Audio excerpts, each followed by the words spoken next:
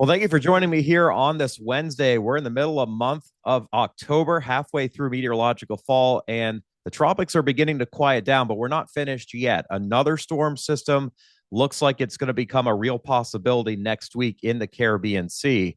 And this one does have some upside potential to it to become a hurricane, maybe even a stronger hurricane if it, in fact, develops the way that some of the models are showing. Now, we've got some time before it forms, so a lot can change between now and then, but we are going to take a look at the factors that are going to make things favorable for a storm like this to form and be an impact to land in this video. We're also going to talk about the next storm in the western U.S. set to move on to the plains and produce some severe weather this weekend, in particular on Saturday across the central United States. We do have a slight risk for severe weather. So if you're in that area of the country, you'll want to stay tuned. We're going to talk about that first in this video and then take a look at the tropics as well in the second half of the video. So I appreciate you joining me here on this Wednesday. Let's get right to it here. I'm going to share my screen and walk you through pretty detailed analysis of what's going on. So this is a look right now from Tropical Tidbits at what's going on across the United States on our infrared satellite. You could see low pressure spinning here in the Southwest. We had some severe weather yesterday in southwestern California, the LA basin. Very rare to see severe weather there, but we did see some of that. Now mountain snow and some locally heavier showers and even thunderstorms in parts of Nevada and Utah.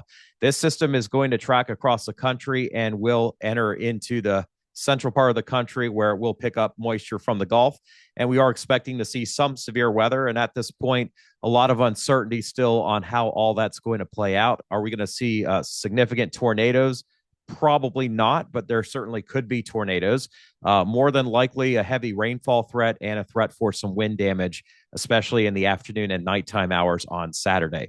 And that's going to be the beginning of what will be a series of storm systems that continue to move in from the Pacific as we start to get into our second severe weather season. Now, if you look at the southeast, it's a pretty nice day with the exception of some pesky low clouds over the eastern Carolinas that are taking their time moving out. Still cloudy and cool there, but inland southeastern United States, a beautiful day for now. Moisture is going to return gradually, so we are going to see clouds and moisture climbing in the next couple of days, but there is a front dropping south before that happens, and so a bit of a taste of some true fall coming here for the mid-Atlantic and interior parts of the southeast over the next couple of days. Then we bounce back Friday into Saturday ahead of our next storm system. Here is a look at the forecast radar, and you can see snow falling in the higher ground of the west. And we're going to see scattered showers and storms tonight over the high plains of Wyoming, Colorado, and the Dakotas, and the western and northwestern portion of Nebraska. And there could be a little bit of hail and strong winds from some of these. So don't ignore what's going to happen tonight. At the same time, we have an impulse bringing down colder air into northern New England. We are going to see some light snowfall in interior portions of Atlantic Canada, the St. Lawrence Valley, even portions of northern Maine, New Hampshire, and Vermont. Now, we're not going to see major accumulation outside of the mountains, but there will be some of the first flakes flying this season. That system will spin out tomorrow. We're still going to see a few showers near the New England coastline and Nova Scotia, but that will move offshore. Then temperatures should gradually rebound as we head into Friday. We'll see scattered showers and storms out ahead of the main system Friday. Another piece of energy comes in over the weekend. And so what happens Thursday and Friday will be nothing compared to what I expect will happen during the day on Saturday. And we lost. There you go. Okay. So marginal risk that we could see some hail, probably not really tornadoes, but you can see there is a 2% possibility of that through tonight in southern Colorado, northwestern New Mexico. A bigger chance, though, for some wind and hail. And that's not uncommon in this part of the country for sure. Tomorrow, that threat shifts east a little bit into Nebraska, western Kansas. And again, not really a big threat for damaging winds, but there will be some hail potential. And then as we head into Saturday, the beginning of what could be a bigger outbreak starting Saturday evening in Oklahoma, Kansas, and Missouri. And that is going to spread on to the Delta region, Arkansas, parts of the Mid-South here. And right now, a slight risk. Is an upgrade possible? Sure. I think we could certainly see an enhanced risk somewhere in this area. But right now, we're still kind of on the outside of taking a look at the details of how this is going to unfold. And if you look at the machine learning models, they're not, going through the roof on this possibility of severe weather. They are showing the best risk will be somewhere in Arkansas and Missouri, but there's an area anywhere from Michigan all the way down to Texas that does see the risk of seeing maybe some severe wind at the very least. And this could still change. So this is, again, a kind of some algorithmic forecasting, looking at historically what storms have done in the past, where severe weather is possibly going to happen. It can change quite a bit between now and then. So if you take a look at the upper level pattern, you see a pretty big trough rotating through Saskatchewan. We have another energy piece of mid-level energy back around the southwestern U.S. into the Pacific. And so that's going to bring in some enhancement of winds aloft that streak through portions of the southern plains in the morning on Saturday. And as we move this along, we're going to see winds aloft picking up during the afternoon hours across Arkansas and Missouri. You've got to watch this area that's out ahead of the strongest winds. We call it the exit region of the jet, the right, or actually the entrance region here. This is the exit region. But where the jet enters, that is where we typically would see some severe weather. This area here, while it looks awfully daunting, really that's the cold air pouring in behind the system. And at that point, the air is going to be too stable for severe weather. So this is going to continue through Saturday night. It could maintain some severe weather into the nighttime hours.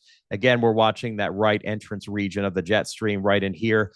So Tennessee Valley, potentially, Western Kentucky, Northwestern Mississippi. And don't sleep on it either in northern portions of Louisiana. And then as that moves on into Sunday, into the Ohio Valley and Great Lakes, it will have less moisture to deal with. So there could be some damaging wind, but I don't think we're talking a big tornado outbreak at that point. Your eyes are again peeled to what's coming into the west. As we get to early next week, the pattern does repeat itself. And this is just one model. It's a GFS. But indeed, it shows another powerful piece of energy moving in on Monday night and Tuesday, meaning we could see yet another outbreak of severe weather. But again, this is just one model, and we could see this change quite a bit between now and then. So stay tuned is all I have to say at this point for that.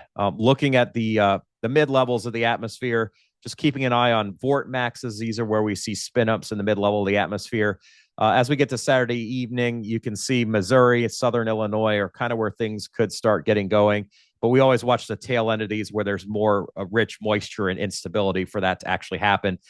So while Indiana will certainly see heavy rain from this, parts of Southern Illinois, Southeast Missouri, we also need to keep an eye on things down into the Delta region as well. Here's what one model is showing. This is the European. You see lightning strike probabilities here this afternoon and tonight in the high plains and in the mountainous areas as well. We could see a little bit of that even sneaking into central Iowa overnight into early tomorrow morning, even into Wisconsin by tomorrow afternoon. I don't think a big severe weather outbreak, though, at that point. And you see the next wave gets going here in the afternoon tomorrow. This gets us to about 6, 7 o'clock Central Time, western Kansas and Nebraska. And this area needs to be watched. But again, it's going to be fairly focused just closer to that frontal boundary. And then as we get into Friday, we see additional showers and storms. And this area has to be watched not just for severe weather, but for a lot of lightning and heavy rain, in particular across northwestern Oklahoma and eastern parts of Kansas. As we move this along into time on Saturday, we're going to see storms ongoing through the period in the morning. Where the storms are not ongoing around midday, where there's some heating, we have to watch out for severe weather. So you see there's going to be some, it looks like at this point, some lull in the action over northern Arkansas and even closer to the Mississippi River about 4 or 5 o'clock Central Time. That lifts north, and then we have to watch what could be what we call a convective system, an actual system that produces wind damage with it as that rolls right.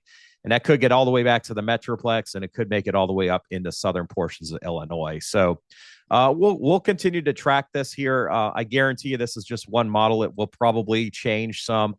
We have to look more at the regional models as we get into the weekend to get a better handle on what's going to happen. This is just some general timing for you all to get an idea of what's going to happen.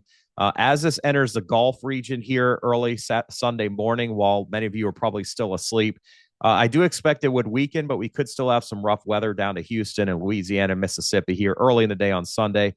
You see the northern part of this system already begins to fall apart some. There's still lightning, but just not nearly as much severe weather. And then we may see a resurgence across the mid-Ohio Valley, all the way up into western and central PA, northeastern parts of Ohio around midday on Sunday. In the Carolinas, as this comes out of the mountains, there's not going to be a great chance of lightning. Maybe in Maryland, maybe Northern Virginia, DMV area. into the Delaware Valley, but I don't think severe weather is going to be super likely at this point. So we'll keep an eye on that for you all here as we move into the tropics. So do want to point your attention to the lone man on the map right now, Lorenzo, and he is struggling big time. Winds are 40 miles per hour. Getting into what's been kind of the graveyard for storms this season, where the air has been awfully stable and drier than average. That is the area basically north of 15 north, east of 50 west.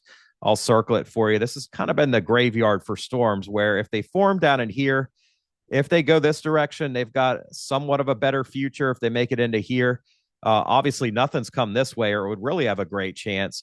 But if they come up in this direction and here, that's where they usually get the axe here. It's too unstable. It's too stable, too much wind shear, and you can see wind speed down to 40 miles per hour. Not a great future expected here with Lorenzo.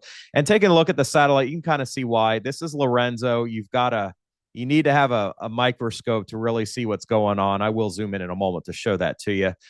We've got fast wind shear. There's kind of a trough here in place that's picked up the remains of Jerry, which was the last one that entered the gauntlet last week. So here's the remains of Jerry here. This is Lorenzo, which is going to follow Jerry and then get trapped, and whatever's left may try to come back around, but it is not going to develop. Then we've got this new wave that right now is not looking super healthy, but it is intact. The center is actually at about 30 or 31 west, and that is going to stay low and should not develop this week. But as we get into next week, once it moves into this portion of the Caribbean, it should find itself in a place where it could potentially develop, and perhaps quickly. So we're going to talk about that here a little bit more in the video. Elsewhere, we've got a non-tropical low here, non-tropical low here. You know, Karen got named last week. Who knows? We're right in that sweet spot at 44 degrees north. Oh boy, maybe we get some junk fish storm out here. But at this point, I would not worry about it. It's just kind of ridiculous, in my opinion. So closer look at the Western Atlantic. You see that low pressure system pulling away from Bermuda, cooler, drier, more stable air in place. Quiet across Florida, other than some cloud cover and sprinkles. A bit of mid-level moisture streaming through New England, and you see that disturbance moving into Atlantic Canada. On the tail end of this front, it is wet across the Turks and Caicos. It is going to get wetter over Cuba and Hispaniola. Keep that in mind if you have a cruise planned here over the next couple of days. Could have some rough weather, especially on the Atlantic side of these islands here. And then looking into the Central Atlantic, tough to see Lorenzo, but he is still out there. Could use some of Lorenzo's oil at this point. Go back and watch the movie if you get the reference. Other than that, we do have some unsettled weather associated with a trough in the Eastern Caribbean. Nothing to really fret about. It's already pulled away from the islands. We have a little bit of unsettled weather east of the Leeward Islands. Again, that doesn't show us any kind of threat at this point. And then we have the monsoon trough down in here. And the next wave is going to be about in this area for the time being. So that's what Lorenzo, real quick. I'm not going to spend more than a few seconds talking about it. You can see the forecast shows it dissipating here in about 12 hours. That's going to be 11 o'clock tonight Eastern time. The waters get progressively cooler, but more so it's not the water temperature that's killing it. It's the wind shear. It's the dry air in the surroundings here that is keeping Lorenzo at bay. And you see it's the gauntlet up here at about 25 degrees north. We're watching this next wave southwest of the Cabo Verde Islands. There's more convection behind it. That doesn't look to develop at this time, but that is awfully active for October. Just something to point out at this point. Models may or may not know what they're looking at or how to handle any of this, but this is very active, and we just still want to keep an eye on it, because even though models are developing this wave in about a week and a week and a half, don't be shocked if something behind it maybe tries to imitate it as well. So right now, I don't see that very well forecast, but if you take a look here at what's going on from NOAA and the Climate Prediction Center, they are on top of the next one here with a medium 40% chance of development somewhere in the Caribbean, starting south of Puerto Rico, north of Venezuela, and extending all the way to Central America and the Northwestern Caribbean. And that is a spot that typically would be favorable for development at this time of the year. And the reason why is the water temperature is very warm in October in the Caribbean. Wind shear is typically lower down here, and the position of the subtropical ridge of high pressure begins to push southward. It keeps pushing south into November to the point where it's so far south, things struggle to form, but it's not there yet. And so October being a month of transition where The upper levels are still favorable for development. The water temperatures are favorable until we get to November when it becomes less favorable. That, of course, is a concern for those of us that are tracking the tropics. So you'll see at this point, nothing to really fret about before Sunday. A light chance of some sort of development as this approaches the Windward Islands, probably Sunday night or Monday. So we're looking at the 19th and 20th. Ignore this area near Columbia. These are just some trade showers and some locally gusty winds. But you see here about a 50-50 chance of maybe a depression forming early next week in the southeastern Caribbean. That chance does climb as we get into Monday night and Tuesday. And then the area that I would be focusing on more is more than likely going to be in this area, south of Jamaica, south of Haiti, north of Colombia, northwest of Venezuela. This is a common spot for some of the big ones historically to have formed. We saw storms like Wilma and Mitch and Sandy all form in this area about this time of the year. I'm not saying this is going to be a repeat of those, but it is an area that typically should be watched. Those systems all came off of Africa. They spent about 9-10 days over the Atlantic and Eastern Caribbean before developing. The reason why is that the water the waters between Africa and the Caribbean then became more favorable as those waves moved into the Western Caribbean. And because of the warm water and the lower than average wind shear, the typical area for development tends to be right in this area in here. And so what this means is, right now, models are not going to have a great handle on what happens, but they all have a strong signal of something going on here in either the central or Western Caribbean and the Southwestern Caribbean. And so we've got a lot of different options, which I'm going to talk about and explore with you here. Reasons to be concerned. Well, look at the water temperatures out here, 30 to 32 or even warmer Celsius. That's upper 80s Fahrenheit. That is more than warm enough for storms to develop.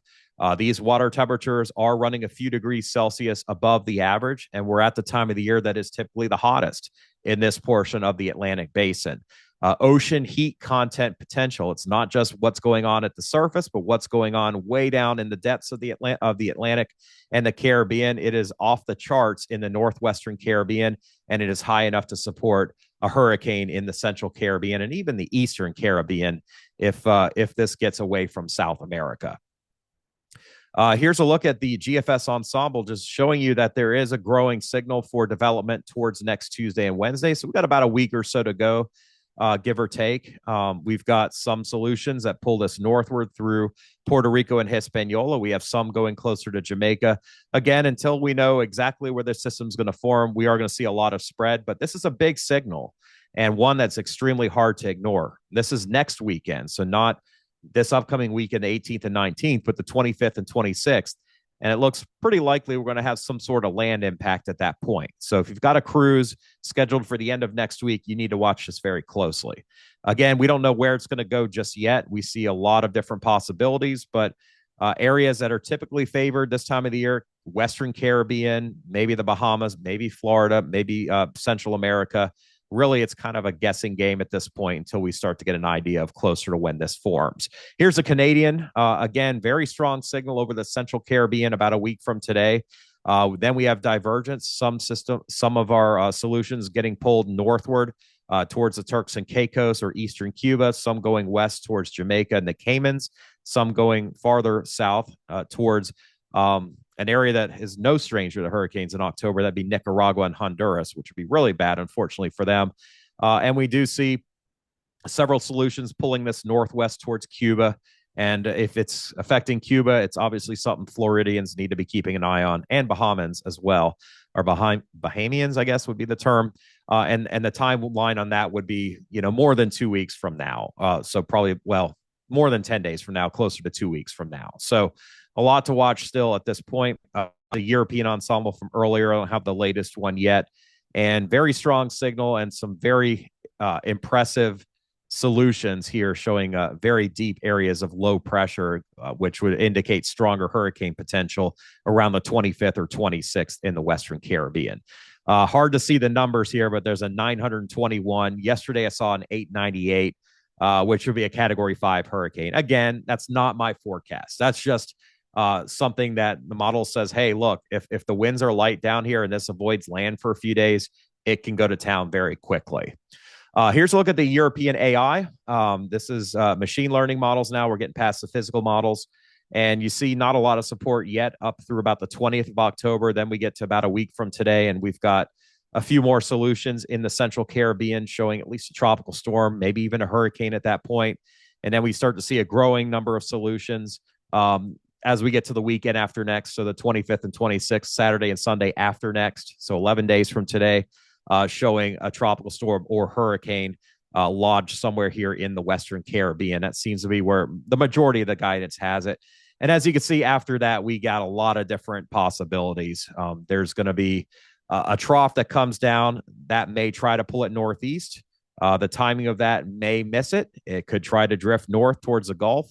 It may get pushed west into Central America. Could even find a way to go in this direction. So a lot of different possibilities at this time. It's just really too soon to get too specific. This is just really for awareness today and nothing more. Looking at Google DeepMind, you see again several ensemble members showing a tropical storm forming towards next Tuesday or Wednesday in the Central Caribbean. There's a lot of different timing differences by as much as a day or so. So we've got some that have this already on the doorstep of Nicaragua next Thursday, others which have it hanging out near Haiti.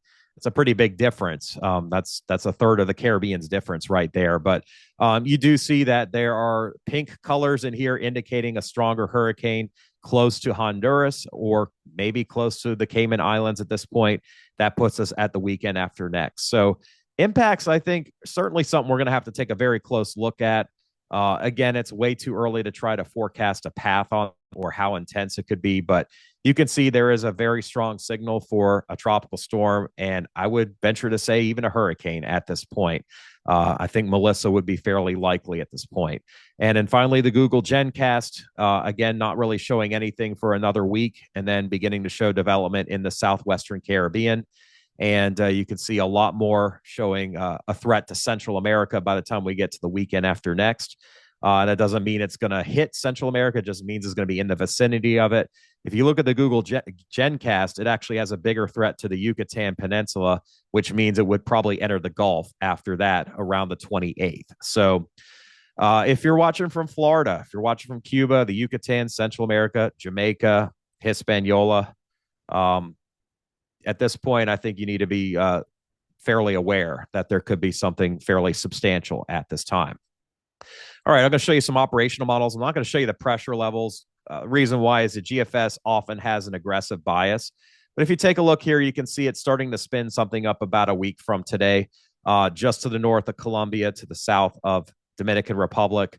And that generally trends northwest or even northward. Now, the GFS has been back and forth on going west of Jamaica or going through Haiti. Again, we don't know exactly how that's going to play out. If it comes through Haiti, it's probably not a U.S. threat. If it goes towards Jamaica and Cuba, it could be.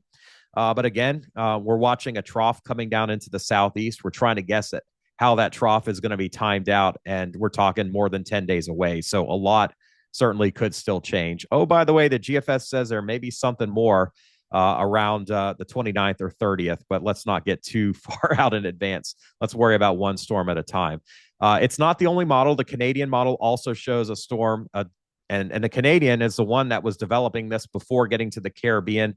It is now corrected. It's going through the Windward Islands. It is a little stronger than the others, but you see it does end up as a tropical storm Monday night or Tuesday, right through the middle of the Caribbean, and then coming south of Jamaica and strengthening to a hurricane by the time we get to Friday, and slowing down quite a bit. It's going to be in a weakness between a big trough to the north and a ridge to the west. And anytime you have a storm like this that gets stuck over hot water, we have an incredibly difficult forecast, but we also have a forecast that is going to raise a lot of eyebrows, I would imagine. And looking at the European, that just rolled in here. This one typically has been under predicting the strength of systems, but it too does show a tropical system moving in here Wednesday and Thursday. It is weaker than the other models, but it eventually shows a tropical storm and then hurricane. And the European, interestingly, brings us into Belize and the Yucatan, and then brings it northeastward into the Gulf and brings it into Florida right before Halloween. And that is not my forecast, but just goes to show that I don't think we're necessarily finished watching storms yet in the Gulf or on the East Coast of the United States. But at the same time, if this continues west, it's going to be a Central American problem. If it pulls away prematurely, it's going to be a Hispaniola, Cuba, Jamaica problem. There's just still way too many possibilities at this point. And then finally, the Icon model, not the strongest tropical models, but just want to show it to you. We do have a tropical system. It's a little closer to South America, so it's not quite as strong, but once it clears Venezuela and moves up to the north of Colombia, you can see right at the sweet spot here, 69, 70, 71 west, just like all the other models, shows it intensifying. So we've got 6 to 7 days, and then we've got what could be a system that could strengthen quite a bit. Assuming it avoids major land masses. And that is a big assumption right now because we're guessing at where it's going to be in 6 or 7 days. But all the major models are showing something. The AI models are a little bit slower to develop, but they do show it once it gets to south of Jamaica or closer to Honduras or Nicaragua developing. The bottom line is the waters here are untested. They're very warm. Whatever gets down in here is going to be in a position to flourish. We just have to wait and see how that's all going to play out. All right. Speaking of flourishing, we do have a disturbance in the Western Pacific to watch closely in the Philippines. Right now, a low chance of developing between now and tomorrow. However, down the road, you can see we continue to have a threat to the Philippines and maybe Taiwan. Google models are bringing it over Luzon and then towards China. Some of the other models have pulled it towards Kayagan and through the islands and then closer to Taiwan and China. But you can see here, because it's taken a little bit longer to develop, it's probably more favorable to think that it's going to be a stronger system after leaving the Philippines. And that, again, could be a problem for places like Hainan and Vietnam down the road. So we're going to track that one pretty closely for you. The European ensemble shows about maybe 20% of our ensembles take this up towards Taiwan and then push it back to the west. About 70% bring it over Luzon in the Philippines and then strengthen it further afterwards. So it's kind of like going over a speed bump. It picks up steam over the South China Sea as it moves closer to Hainan and Vietnam. And then we have a couple that are weaker because they spend more time over the Philippines. And there could be another system behind it that comes through the Mariana Islands north of Guam in about 9 or 10 days from now. So we'll be tracking that for you as well in the coming days. So in closing, we are going to finish up with my favorite part of the day. That is giving all the glory back to God where it belongs. Therefore, being justified by faith, we have peace with God through our Lord Jesus Christ. That is the Apostle Paul's opening statement in Romans 5:1. Being justified by faith gives us peace with God. And I don't know about you, but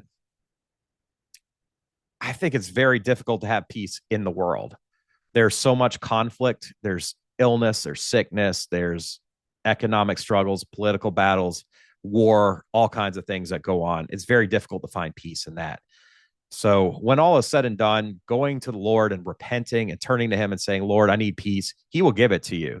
It may not be right away because God does things on his terms, not on our terms. And he wants us to trust in him that will happen. But when you make that choice to follow God, it's not only going to bring you peace, but it is going to bring eternal life to you by following Jesus Christ and accepting him as your savior. And that is where the peace comes from Jesus Christ and the gift given of salvation. So I know a lot of us struggle with this every day, and you may not believe what I believe, and just know you are still welcome here no matter what you believe. I do not judge. That is not my role here. I'm just a believer, and I'm excited to share that with everybody. But just know that I don't think you were brought here by accident today. You do matter. God created you for a purpose in life. And those of you who do have the Christian faith, your purpose is to share it with others, just like somebody would share a great recommendation for a book or a movie or an experience. This is an experience that lasts you through eternity, not just an event. Just remember that. So I appreciate everybody for joining me here. We'll have more updates coming up. I am going to be doing some travel. My wife and I are heading away for an anniversary trip. So not going to be on every single afternoon, but I will keep you all posted when I know more. Hope everybody stays safe, and don't forget to hit that subscribe button. Thank you all so much. See ya.